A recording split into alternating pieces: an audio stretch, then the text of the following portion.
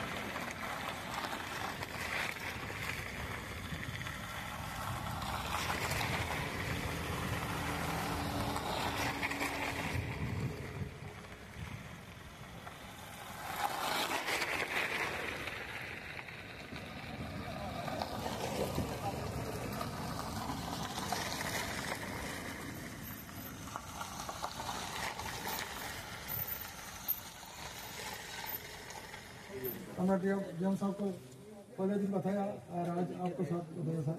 ये हमारा गांव का तरफ से, कृषक की तरफ से आपको थोड़ा डिमांड है सर।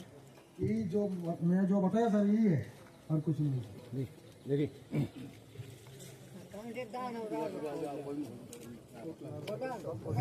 আর একটু ব্যাপার স্যার, বর্ডারের বাইরে আমাদের অনেক ক্ষেত্রে জমি আছে স্যার। আর এখানে যে কারেন্ট দেওয়া আছে স্যার, এটা দিয়ে এগুলো আমাদের ক্ষেতের উপরে আলো করার কারণে এখানে ধান আর বাইর হয় না। এই ধানগুলো সব নষ্ট হয়ে গেছে স্যার।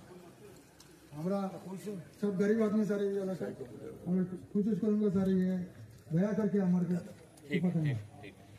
আমরা পঞ্চায়েত সদস্য সব একটু আয়ো না এখানে আর সবার দরকার নেই, একজন ফুলটা